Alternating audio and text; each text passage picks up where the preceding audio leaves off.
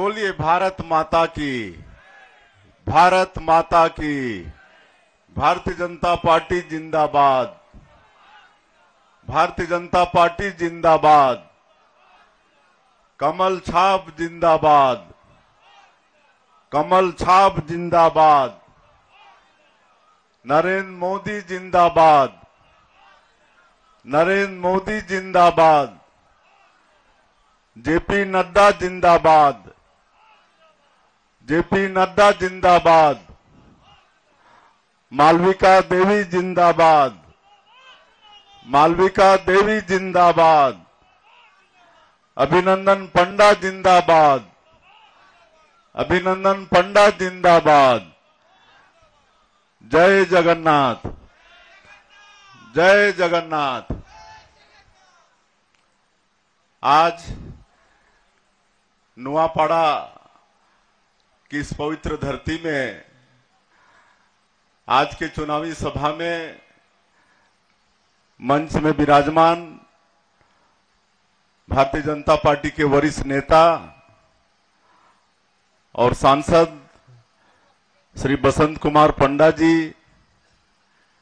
कालाहांडी लोकसभा क्षेत्र के लोकप्रिय सांसद प्रत्याशी श्रीमती मालविका देवी जी, नुआपाड़ा विधानसभा क्षेत्र के लोकप्रिय प्रत्याशी श्री अभिनंदन पंडा जी,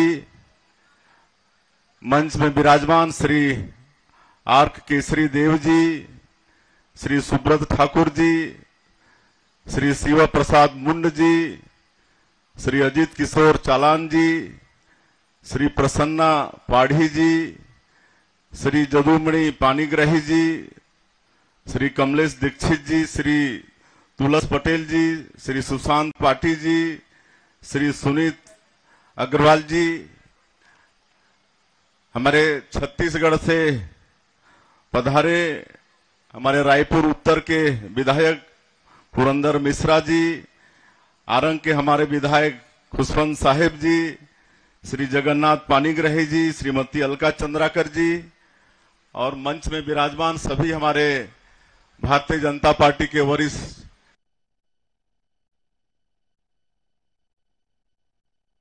नेतागण, नेत्रीगण, भाई और बहनों और मीडिया के मित्रों, मैं सबसे पहले आप सभी लोगों का हृदय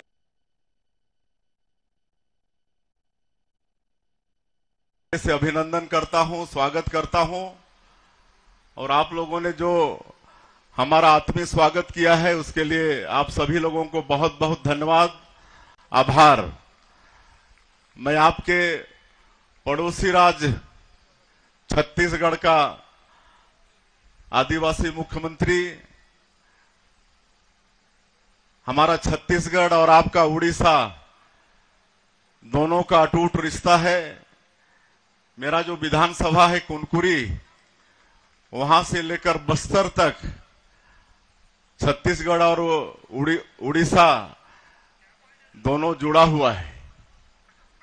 और हमारे यहाँ जो देवभोग है, आपके यहाँ जो जगन्नाथपुरी है, वहां जो महाप्रसाद बनता है, पहले देवभोग का चावल बराबर पूरी धाम में आता था, अब शायद बंद हो गया है। और आपको विश्वास नहीं होगा, यहाँ पर जगन्नाथ पानीग्राही हैं, हम लोग का बरमकेला ब्लॉक का एक गांव है सांकरा, और सांकरा गांव पूरा आपके उड़ीसा की धरती में है, चारों तरफ उड़ीसा है। मतलब हम लोगों को उस गांव में आने के लिए किधरों से भी आए, चारों तरफ से आए तो उड़ीसा की धरती पार करके आना पड़ता है। और बड़ा गांव है, 5-6 हजार आबादी वाला गांव है सांकरा। तो ऐसा अटूट संबंध, और जगन्नाथ स्वामी भी हमारे छत्तीसगढ़ में उतने ही पूजनीय है। रथ यात्रा वहां भी गांव-गांव में रथ यात्रा का आयोजन होता है। तो ऐसा हमारा ही पड़ोसी प्रांत उड़ीसा, और आप सब लोगों का दर्शन करके वाकई में मुझे बड़ी खुशी हो रही है। बंधुओं, मैं ये बताने आया हूं कि अभी का ये जो लोकसभा चुनाव है, ये बहुत महत्वपूर्ण चुनाव है। हमारे देश के जो यशस्वी प्रधानमंत्री हैं श्री नरेंद्र मोदी जी, उनको तीसरी बार ये शासन का बागडोर, भारत सरकार का बागडोर सौंपने के लिए, उनको तीसरी बार प्रधानमंत्री बनाने के लिए चुनाव है। आप सभी लोग सहमत हैं? सहमत हैं तो हाथ एक बार दोनों खड़ा करिए। चले, बहुत बहुत धन्यवाद।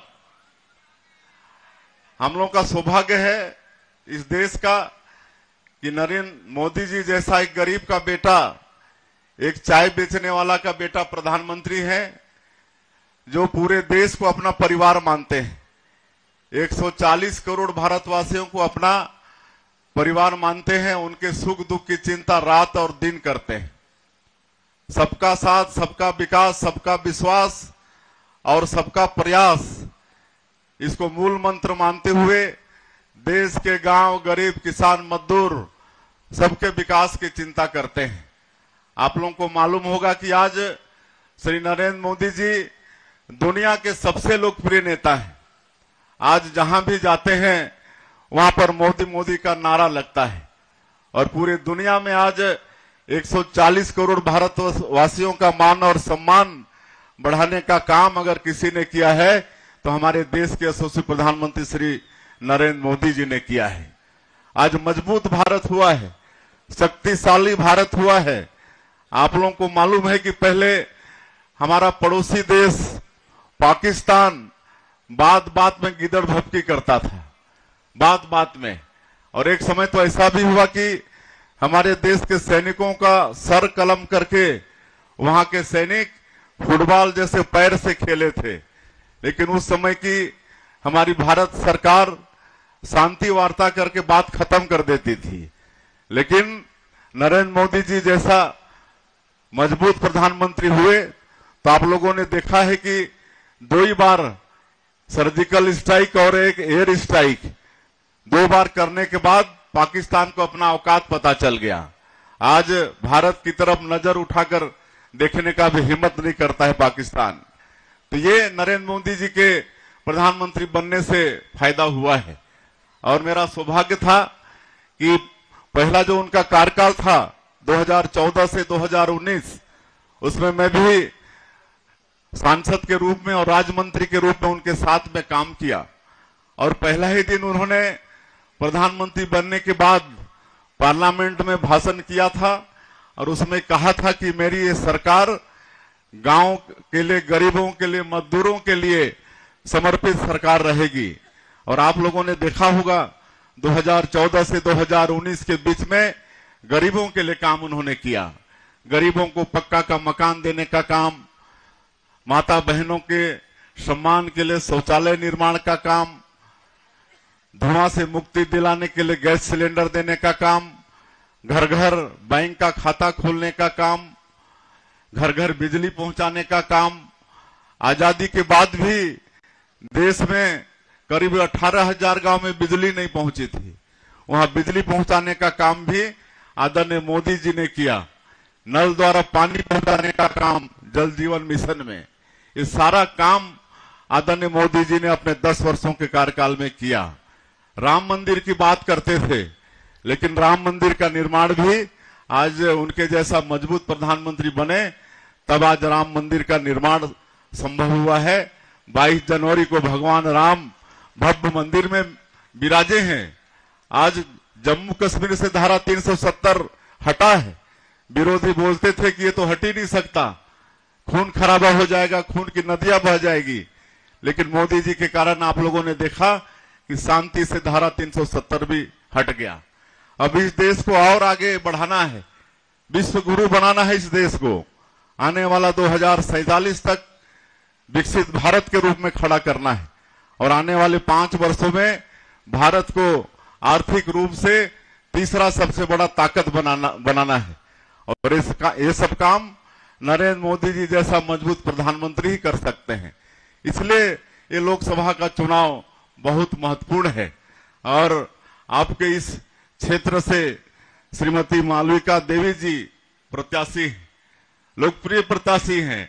इनके पति आर्क सिंह देव भी सांसद रह चुके हैं और उनके पिताजी स्वर्गीय विक्रम केसरी देव, उनके साथ हम सांसद थे। भाजपा से स्वर्गीय श्री विक्रम केसरी देव सांसद थे, उस समय हम भी सांसद थे। तो आपके जो प्रत्याशी हैं उनके ससुर के साथ हम लोग एक साथ सांसद के रूप में काम कर चुके हैं। तो आने वाले 13 तारीख को, आज 11 तारीख है, कल के बाद परसों आप सब लोगों का बहुमूल्य वोट, आप सब लोगों का बहुमूल्य आशीर्वाद उनको मिले, ये आग्रह करने आज हम अपने पड़ोसी राज्य उड़ीसा में आज आए हैं। और उसी तरह से यहां पर उड़ीसा में आज 24 साल से एक ही पार्टी की सरकार चल रही है और दुर्भाग्य है कि यहाँ का जो मुख्यमंत्री है, उड़ीसा का मुख्यमंत्री होते हुए उड़िया भाषा उनको नहीं आती। और इससे और दुर्भाग्य क्या हो सकता है? वो यहाँ के गांव गरीब किसान मजदूरों की भावना को कैसे समझेंगे जो उड़िया नहीं जानते हैं। और हम तो 2 दिन पहले आए थे, नौरंगपुर लोकसभा में आए थे, आपके कोरापुट में आए थे। तो वहां पर कार्यकर्ता बोलते थे कि सरकार तो ये नवीन बाबू नहीं चलाते हैं। क्या एक नाम ले रहे थे, मैं भूल रहा हूं, कोई पांडु बोल रहे थे, पांडियन चलाता है सरकार, ऐसा बोलते थे। तो वास्तविकता तो आप सब लोग जानेंगे, लेकिन वास्तव में 24 साल में जैसा विकास उड़ीसा प्रांत का होना चाहिए वैसा नहीं हुआ है। यहाँ भरपूर मात्रा में खनिज संपदा है, वन संपदा है, यहाँ की धरती माटी भी उर्वरा शक्ति से भरपूर है, मेहनत किसान है, लेकिन जितना उन्नति होना चाहिए उड़ीसा का उतना हुआ नहीं। और आज केंद्र सरकार की जो योजना है वो सब भी यहाँ पर ठीक से लागू नहीं हुआ। मुझे बता रहे थे कि आयुष्मान भारत योजना में आदरणीय मोदी जी ने जो गरीबों के लिए 5 लाख रुपए की व्यवस्था की है और इसके बाद हमारे गरीब भी आज प्राइवेट हॉस्पिटल में इलाज कराने की सोच सकते हैं, नहीं तो इसके पहले तो वो भी संभव नहीं था। आज बिजू स्वास्थ्य बीमा योजना के नाम से उसको चला रहे हैं, लेकिन कोई प्राइवेट हॉस्पिटल उसको मानता नहीं है, ऐसा मुझे पता चला है। तो ये सब दूर करना है। डबल इंजन की सरकार होती है तो विकास होता है। आज मैं डबल इंजन की सरकार में क्या फायदा होता है ये बताने आया हूं। अभी छत्तीसगढ़ में मात्र 4 महीना हुए हैं भारतीय जनता पार्टी की सरकार को, और डबल इंजन की सरकार है तो 4 महीने में अभी 1 महीना तो आचार संहिता में बीता है, 3 महीना ही हम लोग को काम करने का अवसर मिला है। लेकिन ये 3 महीने में हम लोग बहुत बड़े बड़े काम किए हैं। 18 लाख प्रधानमंत्री आवास की स्वीकृति दिए हैं। वहां की सरकार गरीबों का हक छीनी, 5 साल 18 लाख गरीब लोगों को प्रधानमंत्री आवास से वंचित कर दिया था कांग्रेस की सरकार। हम लोग 13 दिसंबर को शपथ लिए और 14 दिसंबर को ही पहला कैबिनेट में 18 लाख प्रधानमंत्री आवास की स्वीकृति दे दिए। 12 लाख से ज्यादा किसानों को 2 साल का बकाया बोनस 3716 करोड़ रुपया दे दिए। 21 क्विंटल प्रति एकड़ धान खरीदे, 3100 रुपया प्रति क्विंटल धान का कीमत दिए, जो आपके उड़ीसा के संकल्प पत्र में भी है कि आने वाले समय में यहाँ अगर उड़ीसा में सरकार बनती है तो यहाँ भी हमारे चासी लोगों को धान का कीमत 3100 रुपया प्रति क्विंटल मिलेगा। लेकिन छत्तीसगढ़ में हम लोग दे रहे हैं 24,72,000 से ज्यादा किसानों को 3100 रुपया क्विंटल में धान मतलब उनका खरीदे हैं, और एक साथ 50,000 करोड़ रुपया एमएसपी तो भारत सरकार से मिलता है। लेकिन जो अंतर की राशि है 13,320 करोड़ रुपया हमारी छत्तीसगढ़ की सरकार एक मुश्त किसानों को देने का काम की है, जिसको कांग्रेस की सरकार पहले 2500 रुपया में खरीदते थे और 300-400 रुपया को 4 किस्त में, साल भर में 4 किस्त में तरसा के देते थे। ये सब होता था। आज 70 लाख से ज्यादा हमारी माता बहनों को हम लोग महतारी बंधन में 1000 रुपया प्रति महीना दे रहे हैं, 3 महीना का दे चुके हैं। रामलला दर्शन योजना शुरू कर चुके हैं। ऐसा 3 महीने में ही बहुत काम मतलब हम लोगों की सरकार ने किया है। मैं सब का जिक्र इसलिए कर रहा हूं कि डबल इंजन की सरकार बनने से सब फायदा होता है। एक तो केंद्र सरकार की योजना का भी लाभ लोगों तक पहुंचता है और प्रदेश शासन भी विकास का काम ठीक से कर पाती है। तो इसलिए हम आग्रह करने आए हैं और इस बार नरेंद्र मोदी जी प्रधानमंत्री बनेंगे तो और भी अच्छा काम होगा। आदरणीय बसंत पंडा जी बता रहे थे कि 10 वर्षों में 4 करोड़ प्रधानमंत्री आवास बना है, तो आने वाले 5 वर्षों में और 3 करोड़ प्रधानमंत्री आवास बनेगा। हमारे बेटा बेटियों को मुद्रा योजना में जो 10 लाख लोन का प्रावधान था वो सीधे बढ़ के 20 लाख हो जाएगा और जिसके गारंटर स्वयं प्रधानमंत्री जी रहते हैं। तो ऐसा बहुत सारा काम होने वाला है। रसोई गैस पाइप के द्वारा पहुंचाने का काम ये भी आने वाले समय में आदरणीय मोदी जी का ये सब संकल्प है। तो और बहुत अच्छा काम अगर तीसरी बार नरेंद्र मोदी जी उनका बनना तो तय है, कोई उसमें संदेह है नहीं। लेकिन आप सब लोगों से आग्रह है कि इस बार 24 साल से यहाँ जो बीजेडी की सरकार चल रही है उसको उखाड़ के फेंकिए, भारतीय जनता पार्टी की सरकार बनाइए। डबल इंजन की सरकार होगी तो कैसा विकास के क्षेत्र में उड़ीसा दौड़ेगा उसको आप सब लोग ही देखेंगे। तो और मुझे ज्यादा कहने की आवश्यकता नहीं है। हम तो हमारे दोनों कैंडिडेट श्रीमती मालविका देवी और अभिनंदन पंडा जी के लिए आप सब लोगों से आग्रह करने आए थे और मुझे पता चला है कि यहाँ पर हमारे आदिवासी भाई भी काफी हैं और मैं उनसे विशेष आग्रह करना चाहूंगा कि भारतीय जनता पार्टी जितना आदिवासियों की चिंता करती है उतना न तो कांग्रेस पार्टी ने किया है न बीजेडी ने किया है। कांग्रेस पार्टी ने तो सिर्फ आदिवासियों का वोट बैंक के रूप में इस्तेमाल किया है और यहाँ की बीजेडी सरकार भी आदिवासियों का ख्याल नहीं की है। लेकिन आप लोगों को हम बताना चाहेंगे कि जब अटल बिहारी वाजपेयी जी प्रधानमंत्री थे तो पहली बार आदिवासियों का समुचित विकास हो, इसलिए भारत सरकार में आदिम जाति कल्याण मंत्रालय का गठन किए। और आपके ही उड़ीसा के जो सांसद जुएल भाई 10 साल तक उसके मंत्री थे और इतना बजट है कि हमारा जो छत्तीसगढ़ गवर्नमेंट का बजट है उसके बराबर आदिम जाति कल्याण मंत्रालय का बजट है और देश के आदिवासियों का विकास ठीक से हो पा रहा है। आज जो देश का जो सर्वोच्च पद है महामहिम राष्ट्रपति का पद, उसमें कौन बैठी हैं? आज हमारे समाज की एक बहन और आपके उड़ीसा की बेटी श्रीमती द्रौपदी मुर्मू आज वो बैठी हैं। आज छत्तीसगढ़ जैसे राज्य में एक आदिवासी का बेटा को मुख्यमंत्री ये भारतीय जनता पार्टी और नरेंद्र मोदी ही कर सकते हैं। तो मैं ये भी बताना चाहता हूं कि भारतीय जनता पार्टी वास्तव में हमारे आदिवासी भाइयों का हितैषी पार्टी है। तो ये सब का मनन और चिंतन करना है। तो आज 11 तारीख हो गया, कल छोड़ के परसों आप सब लोगों को अपना बहुमूल्य वोट, लोकतंत्र में जो सबसे बड़ी ताकत आपका एक वोट का है उसका इस्तेमाल करना है।